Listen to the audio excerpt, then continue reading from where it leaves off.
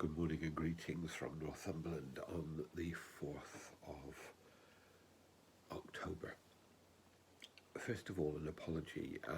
We had a technical problem with the uploading of our night prayer last night, and we had to upload a substitute very late on, and our apologies for that. Today, the person we celebrate is remembered as a minor saint in the calendar, but actually he's one of the most significant figures in the later Middle Ages, and also probably one of the best known saints in the whole calendar. Today is the feast of St. Francis of Assisi, and everybody will have a picture of him. We have a little statue of him in our entrance.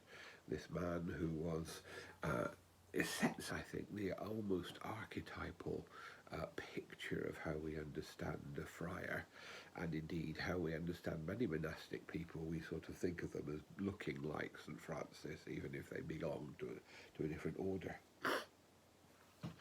He was a man of extremes. There's no doubt in his youth he was a wild partier.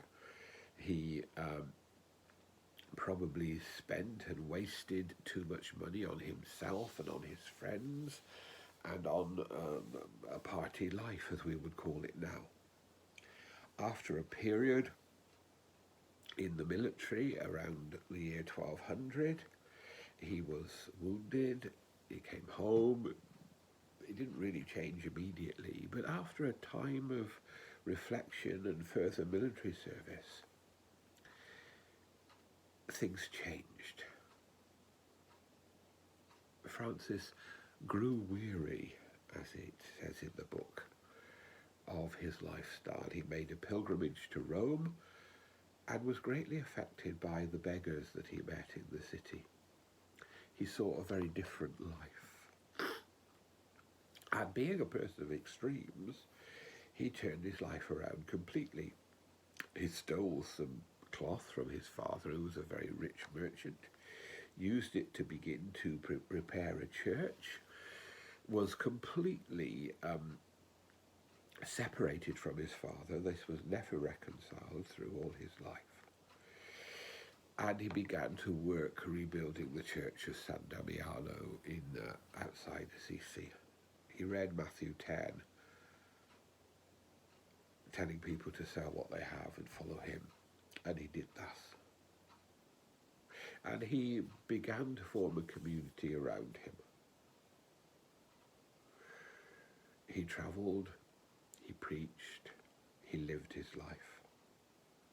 And by the time of his death in 1226, there was an order of male religious, of friars, an order of female under St. Clare, an order of lay followers, all with the approval of the papacy, although the rule he set was so extreme in its poverty that it couldn't be sustained long term.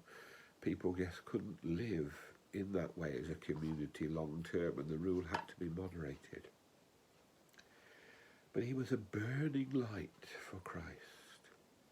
He was a burning light for the love of God. These words are his.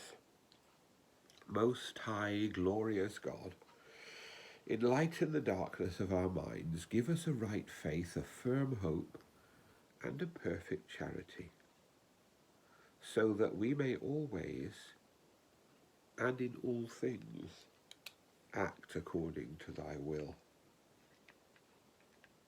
Francis was this burning light for Christ, and he burned out very young. But he has left in the imagination of men and women ever since a power, an ideal of following the way of Christ in a life lived out for others. May God bless us all in the way of following Christ. God bless the people of Ukraine and of Iran. And may God enfold us all in his love and in his peace. Amen.